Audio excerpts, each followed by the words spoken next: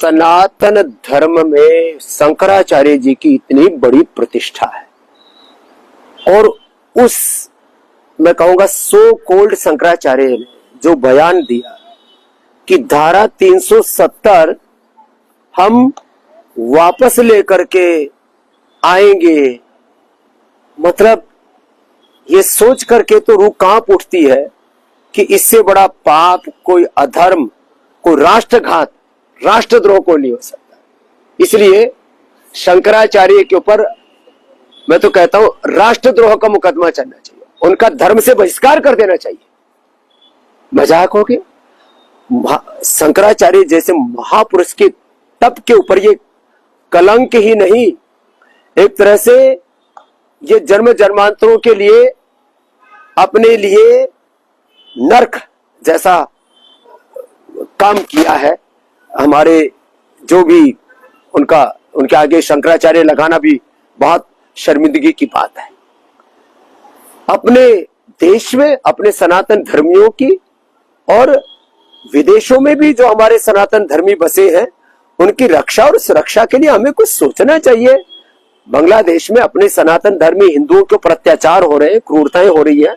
मैं तो आज एक आह्वान करता हूं, मैं एक बहुत बड़ा अमाउंट जिस भी माध्यम से होगा हम बांग्लादेश भेजेंगे और जिनके ऊपर अत्याचार हो रहे हैं उनको आर्थिक दृष्टि से भी सपोर्ट करेंगे, मोरली भी सपोर्ट करते हैं और पॉलिटिकली भी भारत सरकार से लेकर के जो भी तंत्र हो सकता है, अमेरिका से लेकर के और यूएनओ तक हम वो दबाव बनाएंगे।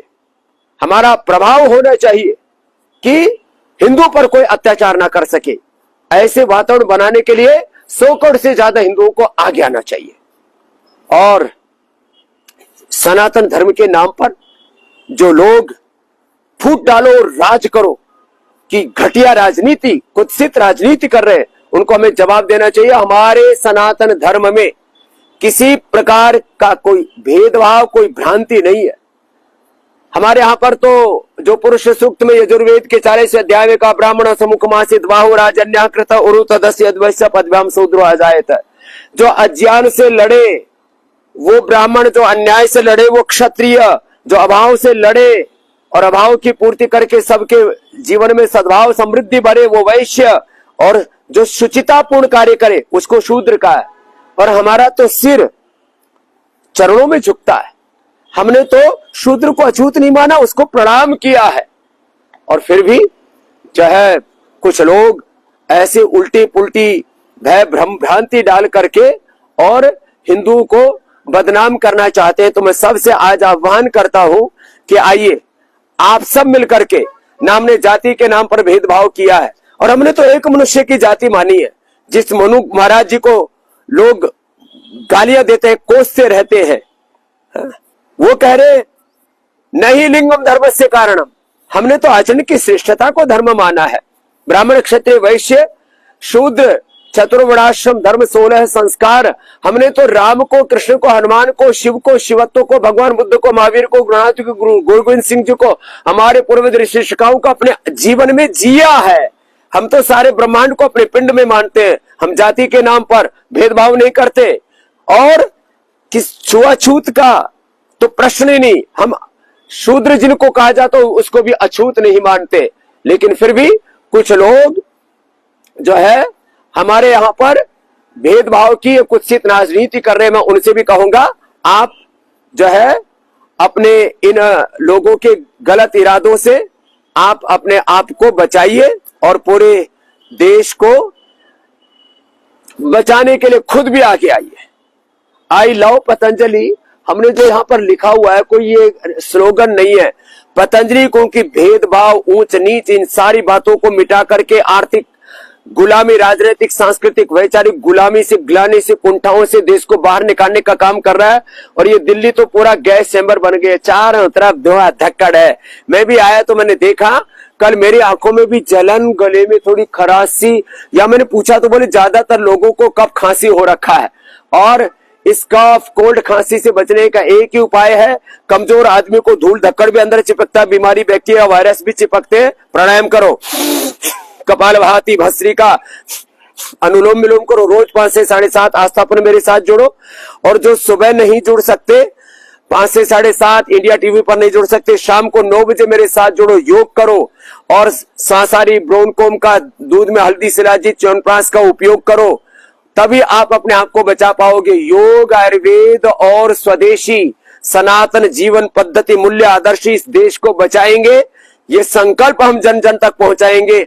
आप भी कहो आई लव पतंजलि, आप भी कहो आई लव माई इंडिया, अंग्रेजी में बोलना हो तो I love my Bharatvarsh Aryavarta desh, I love yog, I love Ayurveda, I love Sanatana, I love everyone. बहुत बहुत धन्यवाद, बहुत बहुत प्रणाम। भगवान बाबा रामदेव ने आपके 370 वाले बयान का गलत मतलब निकालकर आपके लिए बड़े गंदे अपशब्द बोले हैं। आप उनको उत्तर दीजिए। अब हम उनको क्या उत्तर दें? ये जो आपने पोस्ट लिखी है ना, ये अपने आप में उनको उत्तर है। आपने लिख दिया कि गलत मतलब निकालकर। अब हम तो नहीं कह रहे हैं, हम तो पक्ष हैं। हम तो कुछ कहेंगे भी तो आप कोई भी कहेगा कि ये तो पक्ष हैं, लेकिन आप तो निष्पक्ष हो।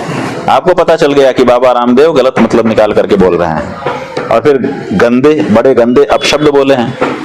अब गंदे अपशब्द बोल करके अगर कोई गंदे और अपशब्द बोलेगा तो अपने मुख से बोलेगा, तो उसके मुंह में गंदगी हो गई कि नहीं?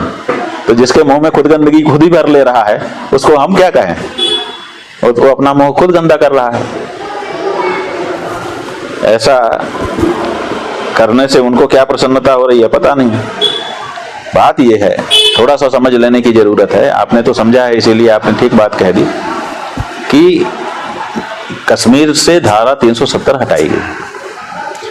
पूरे देश ने उसका स्वागत किया, हम सब ने स्वागत किया, लेकिन हम लोगों को इस बात को क्यों नहीं बताया गया कि इस धारा के साथ साथ कश्मीर में जो परंपरा से गौ हत्या बंद है, गौ हत्यारे को वहां पर कड़ा दंड है और गौ मांस रखने वाले को भी कड़ा दंड है। ये जो कानून वहां पर था, इस कानून को भी हम हटा दे रहे हैं। अब यहाँ पे सहज हो जाएगा गाय को मारना। ये जो बात थी, ये तो पूरे देश के हिंदुओं को बताई जानी चाहिए थी नहीं, कि धारा 370 हटाने के नाम पर हम ये भी कर रहे हैं। तो हम लोगों को ये बारीकी पता नहीं थी। हम लोग भी सोच रहे थे कि भाई धारा 370 हटा दिया गया, अच्छा हो गया, अब वहां पर लोग जमीन खरीद सकेंगे। तो कश्मीर में जमीन खरीद सकें, इसके लिए हम गौ हत्या को स्वीकार कर लें। गौ हत्या का जो रक्षा करने का कानून बना था उसको हटवा दें, ये कैसे हो सकता है? और अगर ऐसा कोई कर रहा है तो उसके बारे में आवाज नहीं उठाई जानी चाहिए, ये मांग नहीं की जानी चाहिए कि भाई धारा 370 आप बिल्कुल हटाइए, हम स्वागत कर रहे हैं, लेकिन गौ हत्या को खोल कर नहीं, गाय मारने की छूट दे करके नहीं। आप कश्मीर के मुसलमानों को गौ हत्या की छूट दे रहे हैं और हमको कह रहे हैं हमने धारा 370 हटा दी। तो ये हमारे लिए कैसे अच्छा हो सकता है? इसीलिए हमने कहा कि भाई इससे तो अच्छी थी धारा 370, कम से कम गाय तो बची थी, बेचारी काटी नहीं जा रही थी। अब तो उसकी हत्या करना जी हमारे बैठे हुए हैं यहाँ पर। ये कह रहे हैं कि पहले महाराज फर्क क्या पड़ गया कि पहले जब कानून था तो जब कोई गौ हत्या करता था तो हम विरोध करते थे, तो वहां पर जो शासन था वो सुनता कम था हम लोगों की, क्योंकि मुस्लिम बाहुल्य है तो हमारी सुनवाई कम होती थी, लेकिन कुछ कुछ होती थी और कम से कम उलट करके हमारे ऊपर कोई बाधा नहीं आती थी। अब क्या हो गया?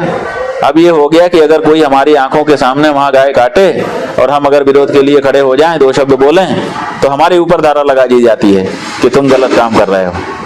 अब ये हालत हो गई। तो ये जो परिवर्तन आपने हम हिंदुओं के आंखों के सामने कर दिया, इसके बारे में एक हिंदू धर्माचार्य होने के नाते क्या हमको नहीं बोलना चाहिए? गाय को काटने की छूट देने की एवज में क्या हमको वहां जमीन खरीदना स्वीकार है? बताओ। लेकिन यही कर दिया गया और पूरे देश से इस तथ्य को छुपा भी लिया गया। किसी के सामने ये बात नहीं बताई गई कि हम तो ये कर रहे हैं, गौ हत्या की छूट दे करके धारा 370 हटा रहे हैं। अगर ये बात कही जाती तो देश के हिंदुओं को भी तो पता होता।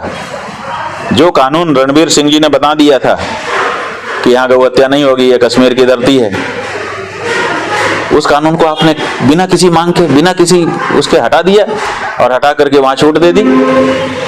ये गजब की बात है। ये कैसा हिंदुत्व है? ये कैसी हिंदू विचारधारा है? ये कैसी राजनीति है? और खास बात यह है कि ये जो धारा थी धार्मिक दृष्टि से तो गौ रक्षा के लिए बिल्कुल अच्छी थी ही, लेकिन वहां पर ऐसा कानून है, इस कानून के होने मात्र से ये प्रमाणित होता था कि कश्मीर हिंदू धरती है।